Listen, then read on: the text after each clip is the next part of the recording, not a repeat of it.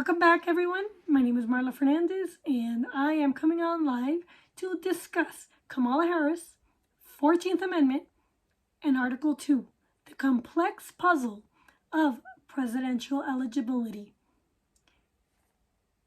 In the realm of American politics, few issues have sparked as much debate as the eligibility of the Vice President, Kamala Harris, for the second highest office in the land. This video aims to shed light on the constitutional controversy by examining the intricacies of the 14th Amendment, immigration law, and Article 2, requirements for presidential and vice presidential candidates.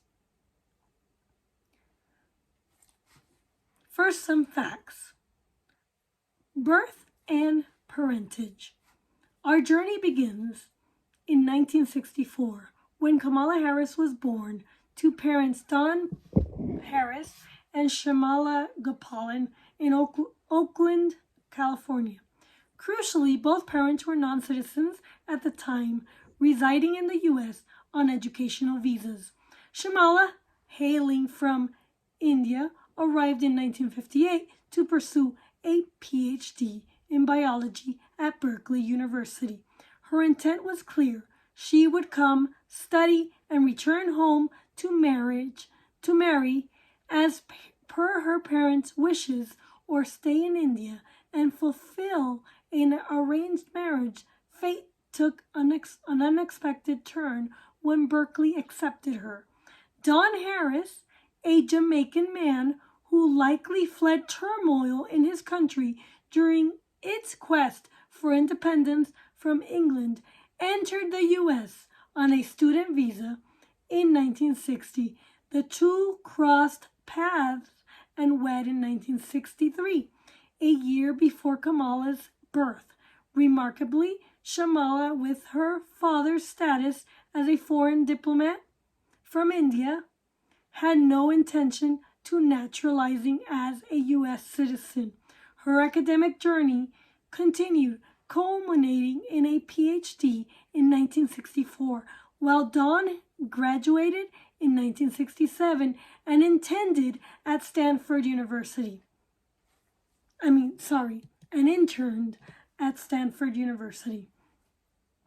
The marriage hit turbulence in 1970, leading to Shamala's victorious bid for full custody and her sister Kamala and her sister Maya.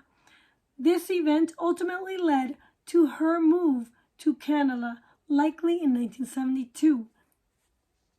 Kamala Harris would have been 8 years old. Citizenship and legal jurisdiction. At the heart of the controversy around Kamala Harris' citizenship status, what exactly constitutes a natural-born citizen? Critics argue, since Kamala's parents were citizens of India and Jamaica, her citizenship flows initially from her father and later from her mother until she reaches the age of reason. She could not consent to U.S. citizenship requirements. Significantly, Don Harris, who remained in the U.S., could have claimed Kamala Harris as a U.S. citizenship before her 18th birthday. However, his failure to naturalize before that milestone forms the basis of the argument that she is not a natural-born citizen as required by law.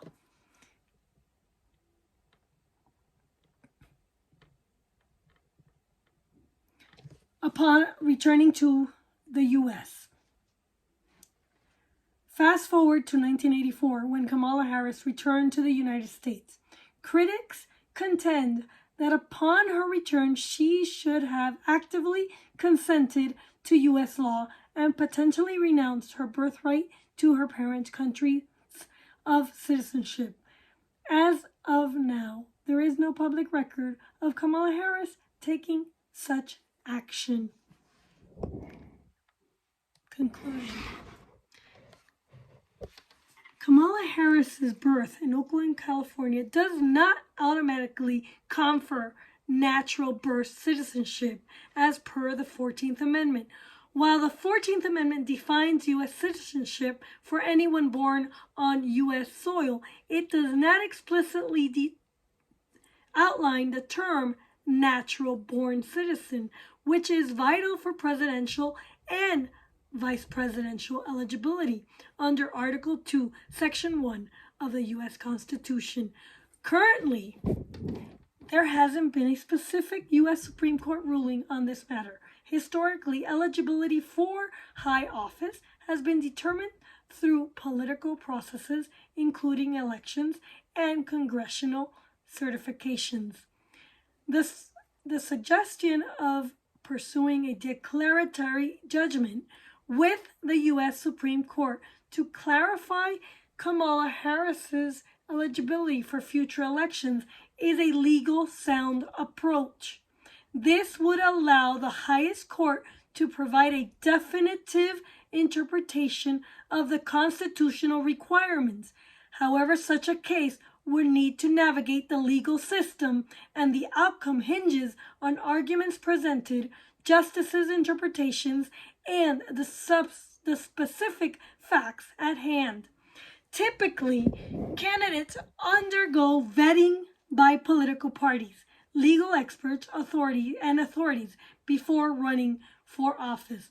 Kamala Harris' eligibility was affirmed during the 2020 election by the Democrat Party.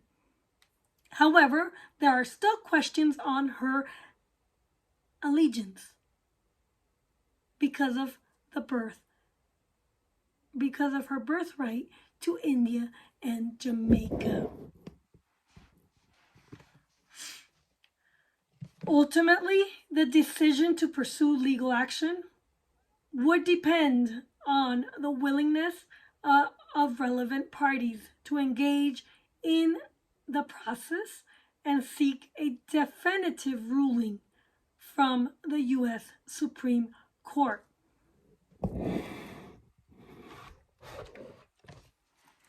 In the United States, citizenship blends elements of jus solis and jus sanguinis, granting citizenship based on birthplace and parental descent, but it also includes a naturalization process and provisions for specific groups. While the law of nations often emphasizes citizenship flowing from the father, in the U.S., jus solis takes precedent, granting citizenship based on place of birth. Regarding the Federalist Papers arguments, while they provide insight into the framers' intent, they don't hold the same legal authority as the Constitution itself or its amendments. Actually, it does hold legal authority and interpretive matters when it comes to the Constitution. And I will argue that the U.S. Supreme Court will determine and interpret the law based on the original Founding Fathers' arguments. As a paralegal, I recommend challenging Kamala Harris's eligibility in the U.S. Supreme Court before 2024 election to address this constitutional uncertainty. Thank you very much.